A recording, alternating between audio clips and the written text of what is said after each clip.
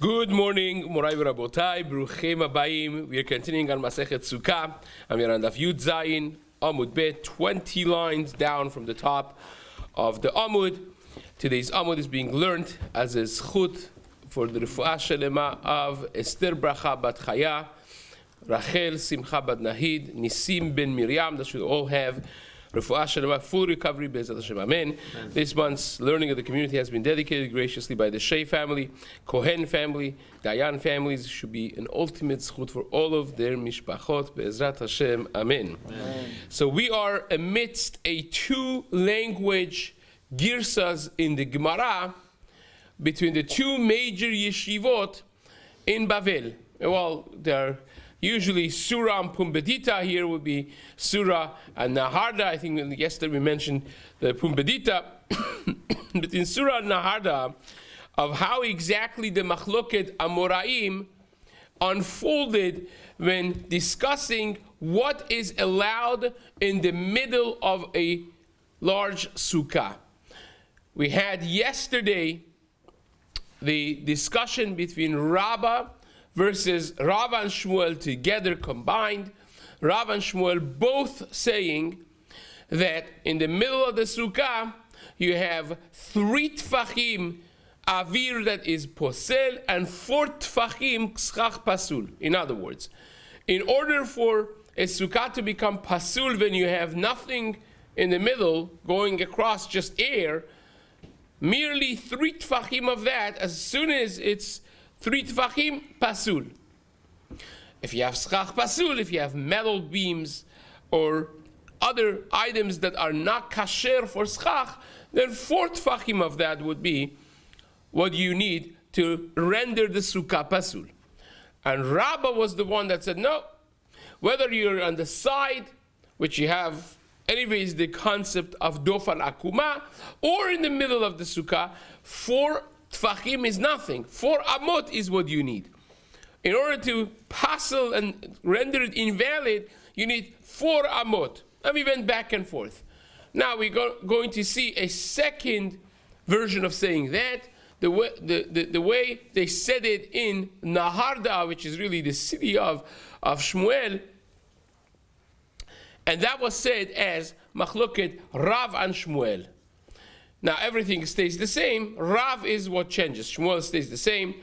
Rav is what changes over here, and we're going to go through the same back and forth again. So it's going to sound familiar. We're going to review it together. We're going to go through it again. So says the Gemara, Besura Amri Lehashmata Behai Lishna. This is how they said it in the yeshiva in Surah. But Benaharda Matnu, in the city of Naharda, in the yeshiva in Naharda, they have a different girsa. That's how they did it. Amar Rav Yehuda Amar Shmuel. Rav Yehuda said in the name of Shmuel, Schach Pasul be'emsa, in the middle of Sukkah, if you have Schach Pasul, Posel be'arba'a, it renders the Sukkah invalid and Pasul with merely arba'at tfachim, 4 tfachim of schach pasul. Min hatzad, if you have it on the corner next to the wall, then of course you have 4 amot because of the concept of dofan akuma. So min hatzad posel ba'arba amot. Now Rav in this girsa disagrees. This is the Rav 2.0, the second version of Rav in the way they have it in Naharda. That Rav holds what we learned in the name of Rabbah yesterday. Ben minatzad ben be'emtza barba amot. Doesn't make a difference if it's on the side. Doesn't make a difference if it's in the middle of the sukkah. The shiur is 4 amot. Up to 4 amot if you have schach pasul. Your sukkah is still good. As long as you're not sitting under that area, the rest of the sukkah is good. In other words, if you have a wall here, and a wall in the middle, and in the middle of the sukkah you have some schach pasul, you still are considered to have 3 walls, and the rest of the areas in the sukkah, they're good. You could sit there and you could use the sukkah. But versus if you have a 4 amot already, that divides the 2 parts, and your whole sukkah is going to be considered invalid. So says the Gemara, We're going to now go through a questioning line, and this is the line of questioning that we have already had previously. Says the Gemara, Tanan, we learned in our Mishnah, Natan ala neser shu rachav arbat tfachim kshera. If you put a board that is wooden board that is 4 tfachim wide, it's kasher. So says the Gemara, that sounds like Rav over here. Bishlama Rav damar be'emtza min hatzad ba'arba amot. According to Rav, that whether in the side or in the middle is arba amot, mishum hachi kasher. That's why it's kasher, even if you have a board of 4 tfachim, because it's still not 4 amot. According to Shmuel, that says in the middle of the sukkah, with merely 4 tfachim, it's going to be pasul. So here is 4 tfachim. So 4 tfachim here should be pasul. Why is it kasher? Amai kasher? Gemara says, who said that this is in the middle? Hacha b'may askiran min hatzad.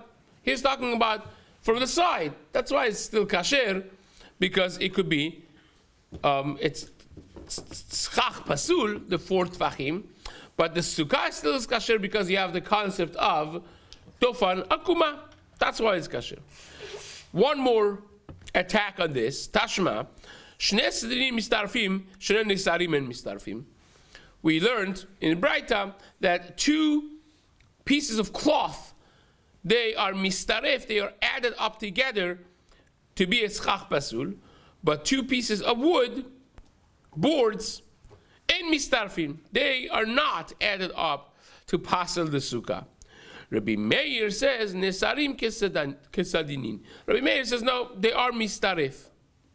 Now, when you say they are mistarif, that means they're adding up to something. So says the Gemara, Bishlama lehach lishna da'amar Rav ben be'emtza ben minatzad be'arba amot.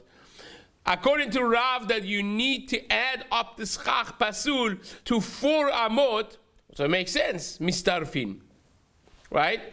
Because you have, in order to make it pasul in the middle, you have to have 4 amot of schach pasul. So it makes sense to use the language of mistarfim, that they're added up to that level. But if you say that the problem would render the sukkah pasul with merely 4 tfachim, so then one board by itself is 4 tfachim. Mistarfim to what?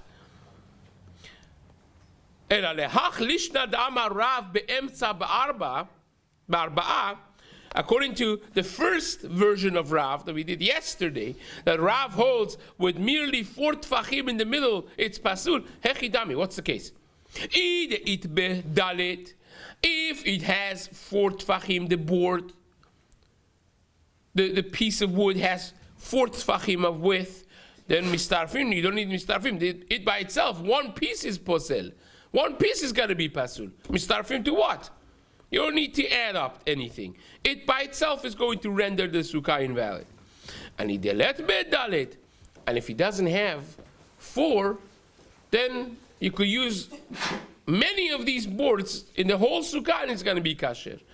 Kanya balmanin, who is just like a little thin piece of wood. It's kasher for schach. So what do you mean mistarfim? If you put all of your sukkah from these pieces of wood, it's still kasher. So the Gemara says, no. Le'olam de'itbu arba. It does have a width of arba. You will ask, even one piece should be pasul? Yeah, one piece would be pasul in the middle of the sukkah. Again, who said that we're talking about the middle of the sukkah? We're talking about the side of the sukkah, and mistarfin means they add up to 4 amot of dofan akuma from this side of the sukkah. So you could have a bunch of them until 4 amot, but then more than that is going to be a problem. Umay mistarfin le'arba amot min hatzad. We're talking about adding up schach pasul from the side to the measurement of 4 amot, about 6 feet of dofan akuma. Fine. A third one, final, says the Gemara, Tashma, Schacha or Sichecha benesarin shel erez, sheyesh bahen dalit. If you use boards that are 4 tfachim, for the schach, divrei hakol psula. According to everyone is pasul. You remember the machloket that we had between Rav and Shmuel, how to understand Rabbi Meir and Rabbi Yehuda, right? Mm-hmm. According to Rav, according to Rabbi Yehuda, there's no gezerah of tikra. Gezerah tikra didn't exist. According to Shmuel, which is very much sounds like this, when you have 4 tfachim, according to everyone is pasul, both according to Rabbi Yehuda and according to Rabbi Meir. And by dalit, if you don't have the width of 4, then Rabbi Meir posel Rabbi Yehuda machshir. Rabbi Meir holds is pasul, and Rabbi Yehuda holds is kasher. Okay. And then this is the kunz here, the Modeh Rabbi Meir. Modeh Rabbi Meir, and Rabbi Meir agrees she'im yesh ben neser leneser kimlo neser. Rabbi Meir agrees with a scenario that you have between every board and the next one. You have kimlo neser. This is again something that we discussed before. And we mentioned that the Gemara and Daf Yud Chet is going to answer this question, so we already jumped the gun back then. But here is the actual place the Gemara does make the Okimta to answer this question. Rabbi Meir says something very strange. He says, well, if it's 4 Tfachim, the boards, they're pasul. But if you have an empty space between each one of the boards, the same amount of the width of the board themselves, and you fill it in with schach kasher, that is kasher. So the Gemara says, wait a second, how does that exactly work? Im yesh ben neser leneser kimlo neser, shemaniach pesel benehem, you're putting schach kasher in between, you're filling it in the space with schach kasher, then it's going to be kasher. So says the Gemara, Bishlam al-Madamar ben Imtza ben Minatzat bedalet amot. If you say that the shiur is dalet amot, then it makes sense because you don't have dalet amot of schach pasul, so the whole sukkah is kasher. Mishum hachi kashera. That's why it's fine. Ela neman damar be'emtza be'arba'a. But according to the second version, according to the Mandamar that holds that in the middle it would be arba'at fachim, which is again Shmuel in the second version, and everyone, both Rav and Shmuel, not Rabbah, in the first version. If you hold that in the middle with merely arba'at fachim, your sukkah is problematic, then how do you understand this, Rabbi Meir? Amai kashera. And here is where the Gemara makes this very creative statement. Kimta, Amar Rav Huna b'red Rav Yeshua, Hacha besukkah lo havya ela shemona amot mitzumtzamot. We're talking about a case that your sukkah is exactly 4 amot wide, right? 4 amot wide, and now you are making a schach which is comprised from these boards, and in between them is going to be schach kasher, right? So how does that work exactly? If you have four amot and 4 amot, it's 8 amot, let's translate it to tfachim, right? How much is that? 48, right? 48 tfachim you have, and you start doing it with a board which is 4 tfachim, and then 4 tfachim of pesel, which is schach kasher. So you do neser, pesel, neser, pesel, neser, pesel, that's 6, right? Which is half. 6 times 4 is 24, it's half of your sukkah. Then you stop there, instead of going again, you stop there and you start from the other end, the same thing. Neser, pesel, neser, pesel, neser, pesel, right? The reason that we have to start from the 2 sides is it makes a very major difference whether you do that versus doing just one by one, neser pesel, neser pesel, neser pesel, neser pesel, neser pesel, neser pesel, right? That would be different because there will be, consistent one after the other, it would give you no 8 tfachim of kasher. But here, when you do from one side half and then from the other side half, you end up in the middle of the sukkah with 2 areas of schach kasher, which would comprise 8 tfachim of schach kasher in the middle, and the schach pasul on the side, which we have it here actually still, right? You have a neser, pesel, neser, pesel, neser, pesel, and you start from the other side, the same thing. Neser, pesel, neser, pesel, neser, pesel, gives you in the middle the 2 4 tfachims, which is 8 tfachim of schach kasher.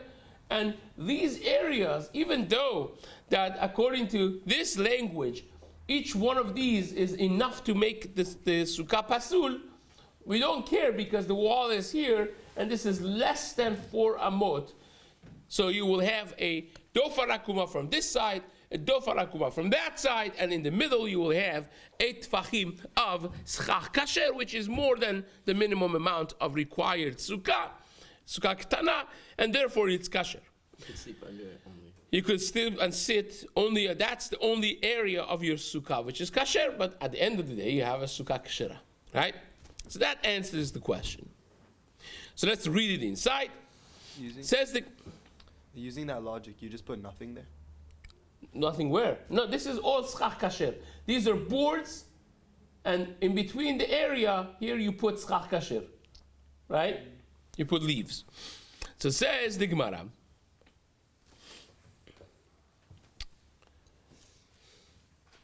Now we're reading what we just explained to Rashi Bar Peh outside. V'yahiv neser u'pesel u'neser u'pesel v'neser u'pesel mihai gisa. You put 3 sets of neser u'pesel from one side, and on the other side, v'neser u'pesel v'neser u'pesel v'neser u'pesel mihai gisa. You put it from the other side as well.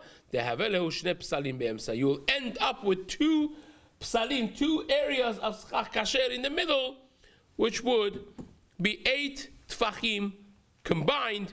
Ve'ika hechsher sukkah be'emsa, you have enough of a kasher area in the middle, which is more than a minimum of sukkah ketana, which is 7 by 7. This is going to be 8, so therefore you're good to go. Amar Abaye.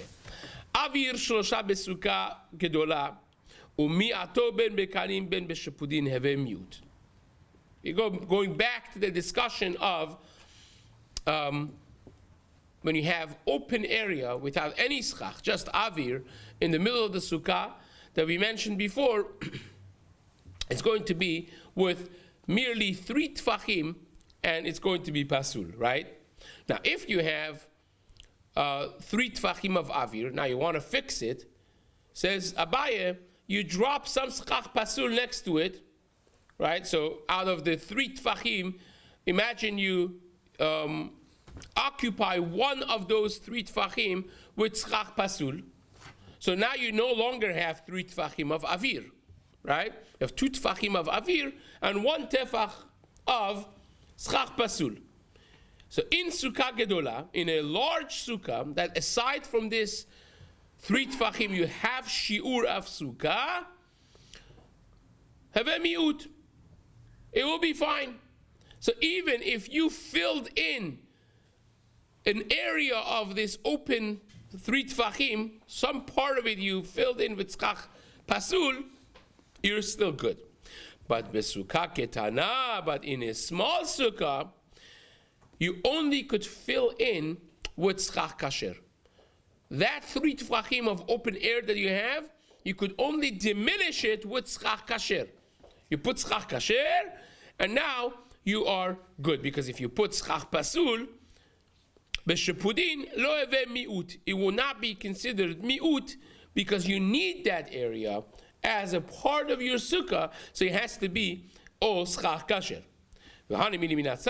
This is only minatzad. Now, Rabotai, this is where it becomes very interesting. In other words, the Gemara is going to ask a question. If I have avir going in the middle of my sukkah, right, not in the side, is that still with a little bit of miut? I put a little bit more schach kasher. Now it's no longer 3 tfachim, and then the whole thing is kasher, or maybe in the middle of my sukkah is a much bigger problem. This question hinges on a conceptual question, whether or not we say lavud in the middle of sukkah or not. In other words, maybe just like dofan akuma is only on the side, maybe lavud also is only on the side. If I have a gap in the middle of my big sukkah, which is less than 3 tfachim of a gap, is that considered also closed? Or maybe in the middle we don't say lavud? That is the discussion the Gemara is going to have right here. Says the Gemara, Hanemili minatzad. This is only on the side. Aval be'emsa pligi bah Rav Acha veRavina. It's machloket Amoraim between Rav Acha and Ravina. Chad Amar, one of them holds, yesh lavud be'emsa. We don't care if it's in the middle or on the side, we always say lavud. Whenever you have a gap less than 3 tfachim, we deem that gap to be closed. And therefore, we say lavud is kasher. V'chad amar en lavud be'emsa. The other one holds, lavud is only on the side. In the middle of the sukkah, even if you have a little opening gap going across the whole sukkah, that would be considered dividing your sukkah to half. So in other words, if I have a wall here, I have a wall here, and a wall in the middle, and in the middle of this sukkah I have a little 1 tefach, or even less, gap of air. There's no schach whatsoever on this gap. This cuts the sukkah to half. And now you have 2 sukkahs. But each one of them only have 2 walls. Right? Because you can't use the third wall. You can't use this wall for this sukkah, and you can't use this wall for this sukkah. And that will give you 2 pasul sukkahs. None of them has 3 walls. It's if there's pasul schach in the middle. If you have pasul schach, at least you have connection.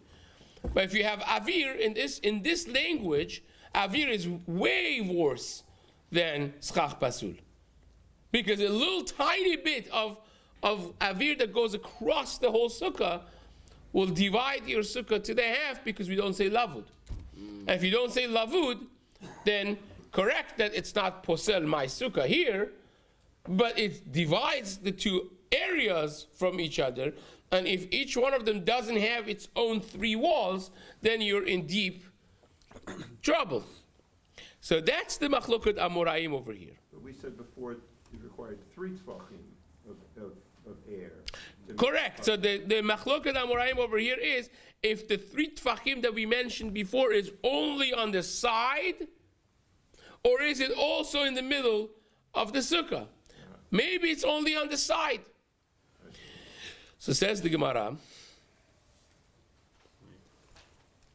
my tama demanda amar yesh lavud be'emsa. We're going to go through the reasoning line of each one of them.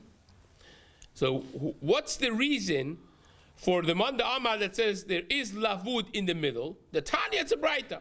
Korah hayotzet mikotel ze ve'ena nogat bekotel ze.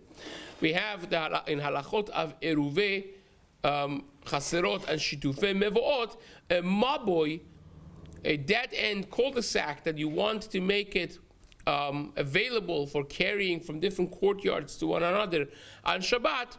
You have to make a lechi or a korah in the opening of the maboy, in the opening of the cul-de-sac leading to the Reshut Harabim, to the public domain.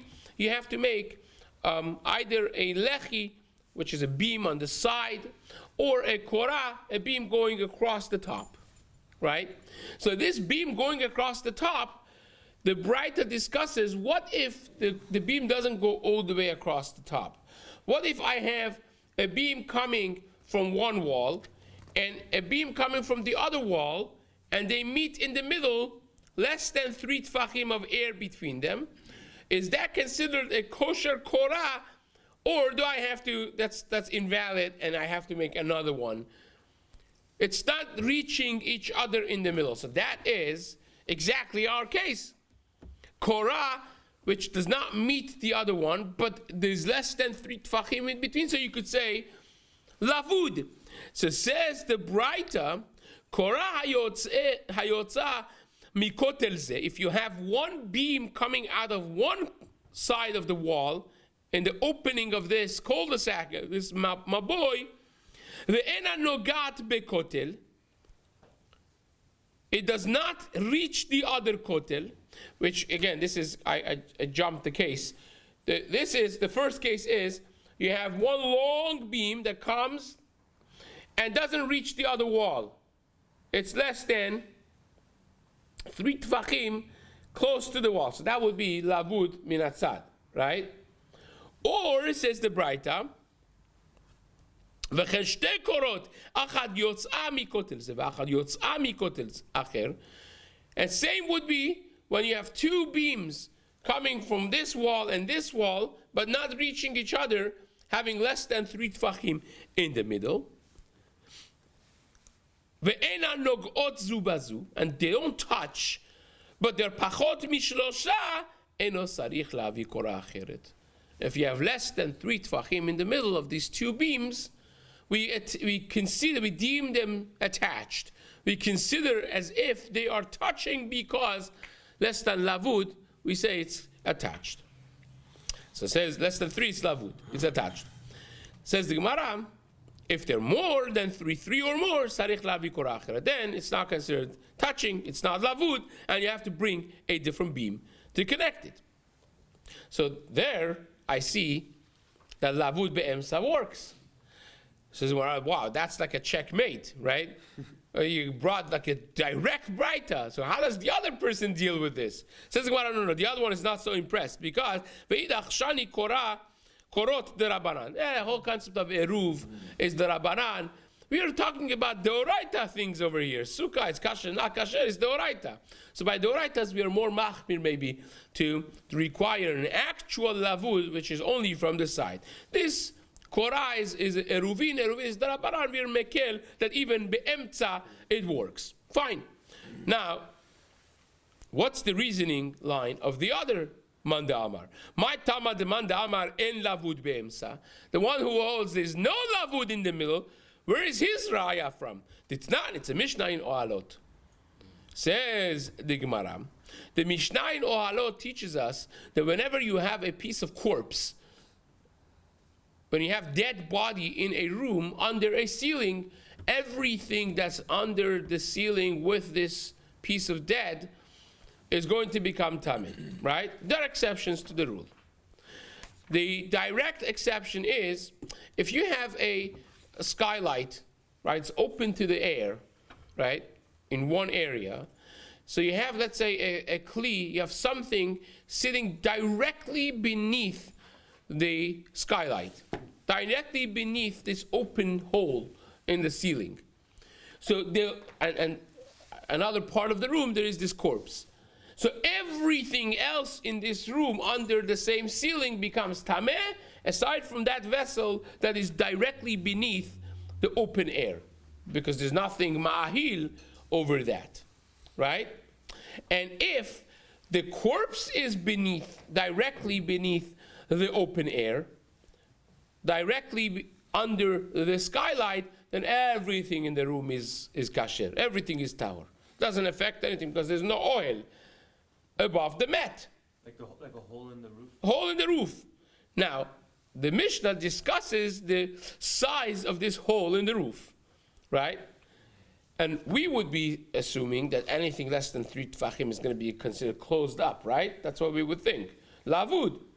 Says the Mishnah, Arubashe bebayit, if you have this skylight, this open hole inside the house, inside the room, ubah poteach tefach, if you have 1 tefach on 1 tefach, is the size of this aruba, tum'ah bebayit kulo tameh. If you have a corpse in the house, the whole house, everything in the house is tameh, ma sheneged aruba tahor.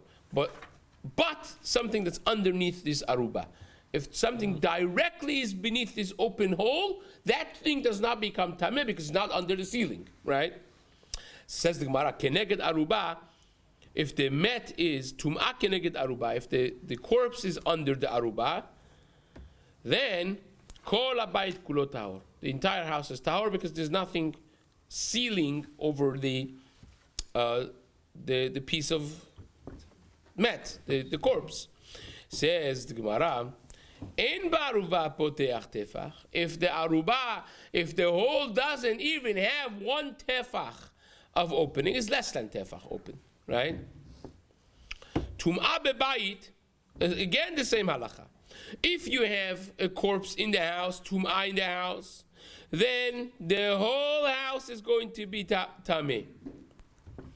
Keneged aruba tahor, only the area directly corresponding to the hole is tahor. The rest of the house, the whole thing is tameh. And if the piece of dead is under the hole, exactly under, you need one of those laser things, right? It's under those, a small hole. Tum'ah keneged aruba, then kol habayit kulo tahor. The entire house is tahor. Basically, what happened? We don't consider that closed up? No, we don't. So you see, be'emtza habayit, says the Gemara, you see a source from the Mishnayot in Ohalot Perek Yud, the Mishnah Aleph, the very beginning. You see from the Mishnah that even if you have a small, tiny hole in the middle of the ceiling, we don't say it's closed up. We don't say if it's open, if it's open. Says the Gemara, ve'idach, the other man, the Amar that holds, we do say in the middle, I lost track of time, right? Ve'idach shani halachot tum'ah, the halachot of tum'ah v'tahara is different, the hachi gemiri lehu, because that's the halacha Moshe Misinai, that this area of halacha is all halachot that don't have to necessarily make sense. So it's a specific halacha applicable only to itself, not applicable to any other area. Be'ezrat Hashem, we'll continue this in the days to come. Hazaku baruch.